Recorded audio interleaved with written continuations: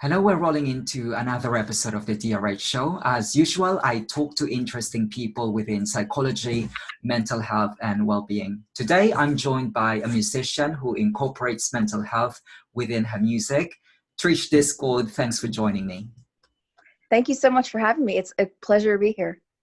It's lovely to have you here, Trish. If you could just give us a quick snapshot of your trajectory in life on how you ended up doing what you're doing. Okay, sure. So I have 2 degrees in psychology. Actually, one of them is from King's College London. That's my master's. And I was using them in HR a little bit. And I was thinking, how can I use these degrees in other ways? And so I was always drawn to music. And I decided to take my music and combine it with my love of psychology by writing an album where I dedicate every song to a different mental health disorder. And that album just came out recently. It was May 15th. And so now I'm just trying to promote that album and then continue to write songs that incorporate psychology and music. Mm-hmm. Trish, you really have an interesting background, and I suppose you already alluded to the fact that you tried to reconcile your interest within psychology and also your interest within your passion for music. But if you could just explain to us further what made you decide to incorporate mental health within your music, because it's quite rather unusual. A lot of musicians when they write songs, or a lot of creative people as well, it's all about romance. It's all about what they find inspirational or what they find frustrating in life. But you have a different approach when it comes to music and mental health. So what made you decide to do that? Is that because you have a live experience, or is that because of someone that you know? I guess it's a combination of like anecdotes of people I know with the mental disorders, but it's also, I just kind of felt like, there's so many songs out there, sort of as you mentioned, that are, typical about romance, and those are fine, but there aren't that many songs about mental health. And so why not have an album that shows what each mental disorder is really like and is, truthful, unlike some other media is on TV where they over dramatize mental health disorders.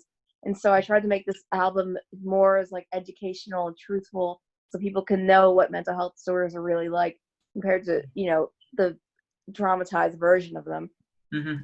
So when I was making this album, I kind of just felt like, I think that this is something that not many people can do, because not a lot of people have psychology degrees and decide to go into music as well. So I kind of felt like, well, since I have this unique advantage, I may as well use it and be able to help people and write this music so it connects to others. You mentioned something about dramatization of mental health, and that's quite an interesting take, because we know that a lot of people have been talking about mental health, and so some people also tell that mental health is already being glamorized.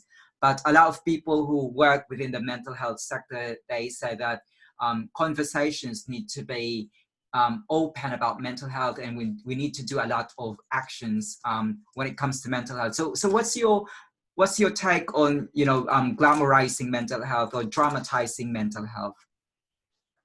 I guess my take is I do agree with the health professionals when they say that it should be talked about more, and we should open up more about it, which is partly why I wrote the album.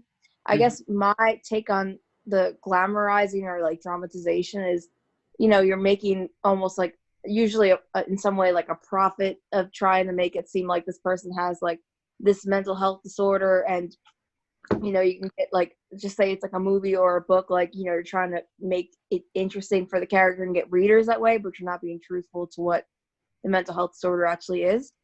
So I decided, this is a time that I can show people from my work experiences, some of my friends' anecdotes, but a lot of them really were work experiences and seeing the videos of formulations that psychology majors usually do, which is when you see someone with a mental health disorder and you have to figure out what it is. And so I figured, there is so much in the media where they try to almost have a negative perspective of a mental health disorder, or highlight the worst, most extreme cases, that I think it should be shown what people go through and what cases are really like.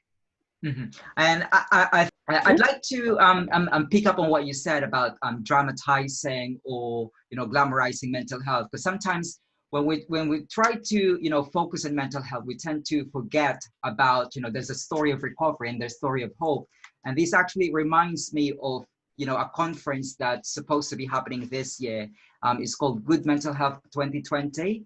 And it kinds of, similar to what you're trying to achieve, that is, we should not just focus on the negative aspect of mental health, that we should also try to portray it in a more realistic, manner. And when we try to focus on a more realistic aspect of mental health, we should also portray stories of hope and recovery. And it's really interesting what you're trying to achieve, in relation to music and in relation to mental health. But Trish, let's just try to go back to to the music side of what you're doing. So how long have you been writing music? I've been writing music for years. I think I started in high school.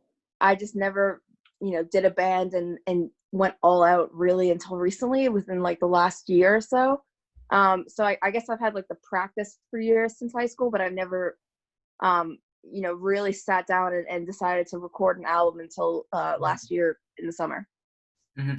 And earlier you mentioned that there should be a more realistic portrayal of mental health, regardless of what medium you use. In your case, you're using music as your medium. So how do you make sure that the disorders you were writing about were accurately represented? So I actually got my friend's copy of the DSM-5. His father is a psychiatrist, and I took photos and photocopied all the pages that had the mental disorders that I needed. And so when I was writing it, I tried to, from the anecdotes of people I knew, write the stories and just portray what I would feel if I was them.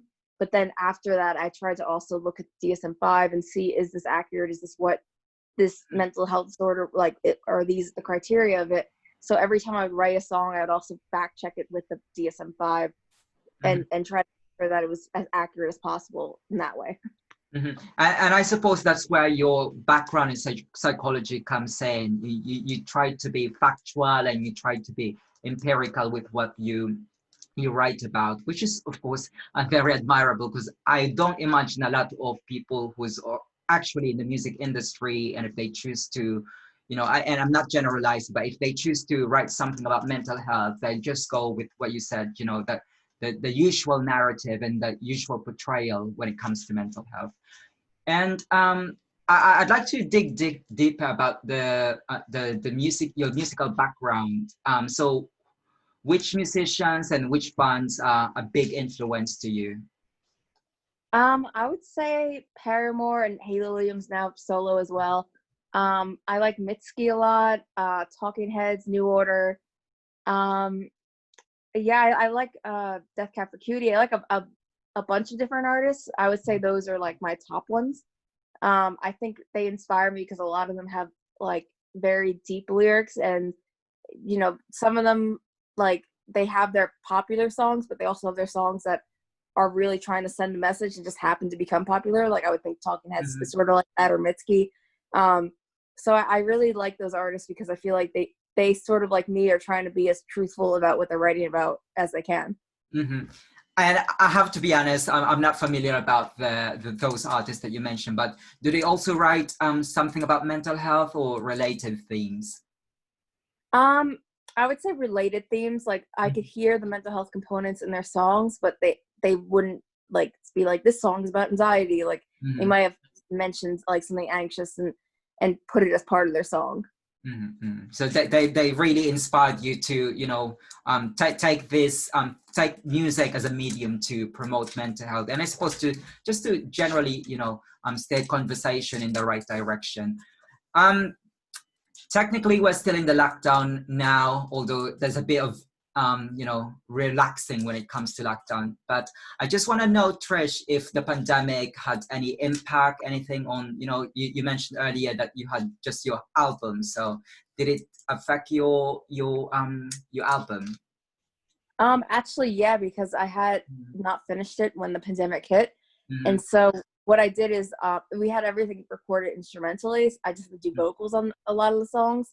So I actually took a compression mic in my room and my laptop and just recorded the vocals there in my room during the pandemic, and then just sent it off to my mixer, and then she did it all. So it was in a way like not an in-person album fully. It wasn't fully in a studio because there was no way for me to get to a studio. So it's sort of like half in a studio and half recorded in my room on my laptop because of the pandemic. But I suppose the interview such as this, and I'm very grateful that you accepted my invitation. But of course, you've been being interviewed a lot, and so Zoom, there's such thing as Zoom. I suppose that we have to be grateful for that technology because we can talk like this. Yeah, I think Zoom is a great resource. I haven't been able to practice with my bandmates because the lag is just not feasible. Because you'll be playing one thing and then it's a delay, and then 5 minutes, or not 5 minutes, but like 5 seconds later it'll get it. So you can't really practice with it. But in terms of keeping communication up, and I think in terms of helping our mental health and keeping up our conversations with friends and those we care about, I think it's really beneficial. But yeah, a lot of my interviews have been on Zoom. I think because of this pandemic, it's a lot easier than having someone in person. I don't mind it. I think, and especially connecting with someone like you from London who's so far away while I'm in New York, I think it's a great resource, and I'm happy in a way that this the Zoom can be utilized in this way and this often, because I think it's going to leave a big effect on our life even after the pandemic. So Trish, going to the musical side of what you're doing, so what advice would you give to all those songwriters out there who are unsure if the album is good enough to release? And I think it's really courageous for you to have this approach to your music, because as I've mentioned earlier, it's not really a popular thing when you're writing music, and you choose to be really you're taking a risk. And of course, mental health is not just one of those themes which are unpopular. There are also other themes which are unpopular when it comes to songwriting. So perhaps there's some people who are, going to the same journey as you. So what advice would you give them? I would say there are so many songs, like if you're thinking of a topic that, you think might be unpopular or isn't written about a lot. Like think about the fact that so many songs about the same old topic, like love or breakups. And not that those songs aren't good or not you shouldn't write about them. It's just that we've heard them so much that if you're gonna write about something unique, why not? Because you're gonna be one of the few people in that space, and then other people will follow behind you and think, wow, like you had the courage to write about this unique thing, maybe I can write about it. So I would say uniqueness isn't a bad thing, and in a way I would use it to your advantage. If you have a topic that not many people write about and you have a lot of information on. And Trish, from your perspective, from your experience, which kind of songs are the easiest to write and which one are rather more challenging? Do you mean in terms of like which songs on the album or in general? Oh, in general. I would say personally, I think like songs about like love and breakups are the easiest to write, because I feel like we all go through it, and it's the easiest way to sort of express those emotions. I would think songs about, like, in a way, I guess the other topics, like sort of how the album was, or even everyday life, are harder to write about, because it's like sometimes there's not the emotion fueled like in the back, or you have to like create the emotion. Well, like with love and or breakup songs, the emotion's already there. You're just kind of just putting it into a song. Well, if you have a topic where you're trying to put that emotion in but it wasn't there already, it's kind of like a bit more of a struggle, because you're trying to add the emotion and it wasn't already there, compared to the opposite topics, the other topics. Makes sense. And let's talk about your album. You mentioned your album earlier. So how many songs are there in your album, and which one is your favorite? There are 5 songs, and it's hard to choose, because I guess it's like choosing your favorite child, but I think Another Girl is my favorite.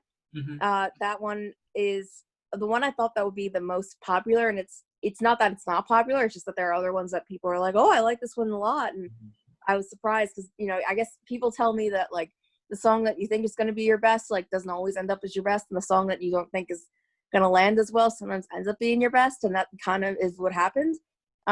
Another song on my album, My Mind Is Racing, I thought would just be like an okay song, and it might resonate with some people, but I didn't think it would be so popular. But a lot of people tell me that's their favorite song on the album. So I would say as well, for people that have a unique songwriting topic, that sometimes you might not even realize how many people like this topic or resonate with it until you do it. And can you give us like, the chorus? Can you sing for us the chorus? A different mental state, instinct driven. She does the stupid thing. She's not who I am. So that's part of the chorus. Do you want me to finish it or? No, that's fine. Okay. I could really hear that it's about mental health, and I think that's because it's popular, because it really resonates with a lot of people. And do you just intend to carry on writing about mental health? Basically, I'm just interested to find out what kind of songs can we expect from you in the future. Do you plan to try another approach? So I think with mental health, I'm probably gonna eventually switch more to like social psychology. Maybe I'll do another album one day about different mental health disorders, but it won't be like the next immediate album or two. So I think I would eventually do social psychology more, and more like phenomenons, like maybe like the bystander effect or something. But I think what my next album will probably be about is more like what like political aspects and everything that happened since 2016, since I think that was the biggest year for a lot of things. So my next album will most likely be capturing like worldwide events and sort of things that happen personally and on a global scale from 2016 onward. And would coronavirus be part of the theme of your next music? Yeah, I probably will have a song thrown in about it, maybe at the end, because I feel like it's in a way unavoidable to not mention that since it's such a huge thing. And can you recommend to us a feel-good music? I would say it depends, I guess, on what your mood is, but I really like Paramore myself personally. She has some good songs on her new album. Hayley Williams went solo recently, and so I would say her new album, Petals for Armor, there's some pretty good upbeat song. I like Over Yet a lot. It's a pretty good motivating song, and I would say it's good for the quarantine because it feels like it's like a motivator to help you get through it in a way. And Trish, as a mental health activist and as a musician, do you have ideas on how the music industry can address mental health? I would say maybe if this album, I guess resonated with people and they thought, oh, like this is a more realistic approach to mental health. I would say, encourage artists to take a more realistic approach when they're talking about mental health disorders than, as I mentioned before, like the dramatized approach just to make sales, because in a way, I think you're just hurting people. You're increasing stigma. You're just, you're really caring about your profit at the end of the day and not how the music resonates with people and the truth of the matter. So I would say if, you have artists eventually write about mental health disorders, try to make it realistic rather than, care about your wallet and how well it'll resonate, because it's very dramatic. And yeah, just like what you've said, ultimately, music is a creative medium. So you're not just there to make money, but you're there to, share your message and show your artistry. And of course, if you really do that with passion, and I'm not really into the artistic side, I think if you really do it with passion, money will come along. It may sound as a cliche, but I think that's how it works. You've been very busy with your music. And you've done 2 psychology degrees. But Trish, what's the most important thing that you want the public to know about your work? I guess it'd be that it has components where it does have the psychology like DSM, where it's factual and realistic. But I also tried to make it seem like a normal person going through these struggles, and it's they don't know how to cope with it, and they're trying to learn how to cope with it while they go through it.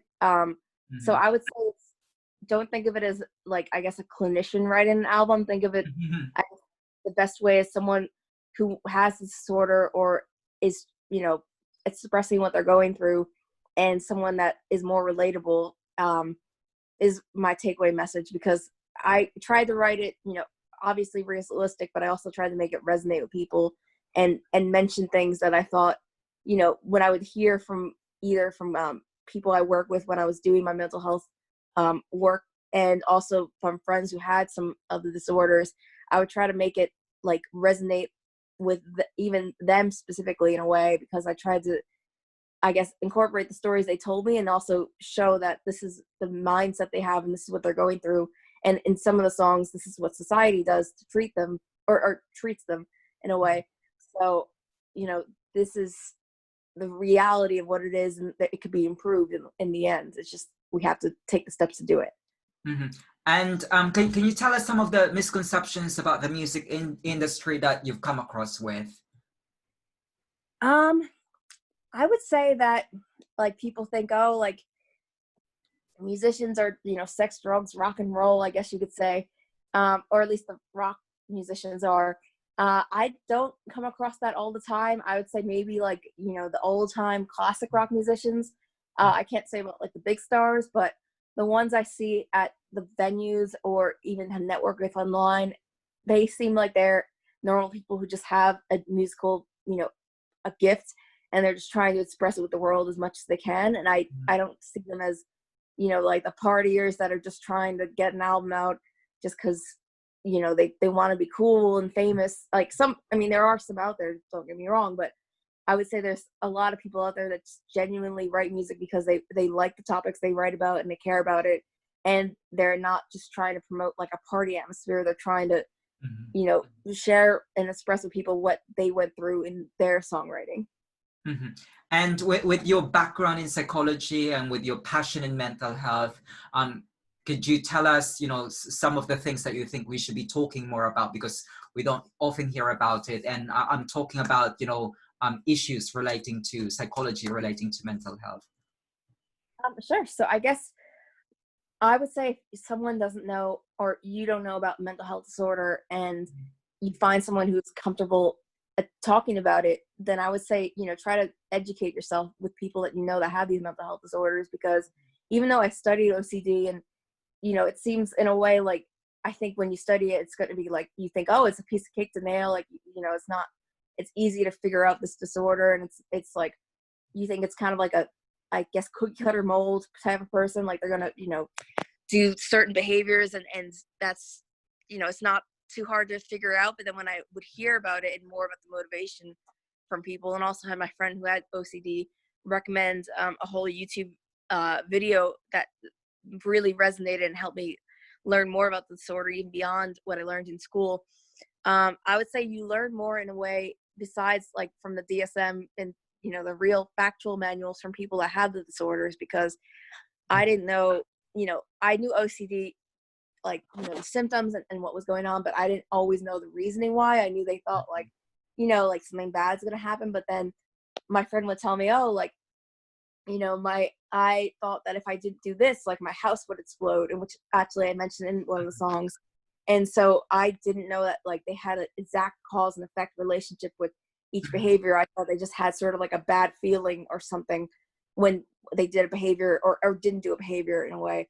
And so I think when you talk to people who have these mental health disorders, you really get the true picture rather than, just only reading the DSM and only seeing what's on the media or online of what, people think mental health disorders are. So I would say talk to your community and people that have them to see what they are really like. Mm-hmm. That's really an important message, to take into account the lived experience when we're trying to understand mental health, and that's really a lovely message. And this actually reminds me of a previous interview that I had. He's also from New York. His name is Maxwell Gutman. If for some of the subscribers or for some of the people watching this video, they can actually check out my interview with Max, and he's been talking about his lived experience of schizophrenia, and it kinds of, it's actually in parallel with what you said, that it's not just all about reading from textbook or reading from DSM-5, but it really is important when you listen to the stories of people who actually experience those mental health issues, and that's really a powerful message. Thank you. Yeah, and Trish, I just want to know, what's your distressing outlet? What other interests do you have other than psychology, other than music? I guess I would do some painting a bit. It's hard to fit it in my room, but I do painting. When I was doing my album artwork, I was looking at artists that I really enjoy and have like a style that I really like. I try to do myself and it does not come out as good. But I would say like I really like I think they call it drip painting. But if you see my album cover and the lyric book, and also I have a new logo that's similar with that, it looks like it's an easy style when you look at the videos, and it's just like, you pour the paints in a cup and you spill it or whatever they do. But when I tried to do it, it's not as easy, and it looks way better when they do it.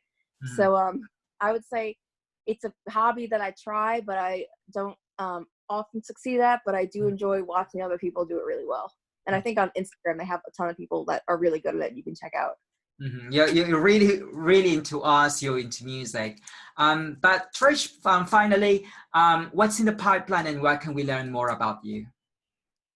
So you can learn more about me on my website, trishdiscord.com, or on the PR and booking agency website, madpop.com with 2 Ds /TrishDiscord. I also have my my social media pages. Facebook is Trish Discord and the Defiant, and then YouTube and Instagram, they're both Trish Discord, so you can find me there. I'll definitely put those links on the video description box, so those people who would like to learn more about you and buy your album, they could visit your website. Well, Trish, Okay. It's been an insightful conversation with you, but unfortunately our time is up, and I really enjoyed talking to you about music, about mental health. Thank you for sharing your time and expertise, and I look forward to hearing more about your work. Thank you, and thank you for having me on the show. It's been great, and I've enjoyed our conversation a lot. Thank you.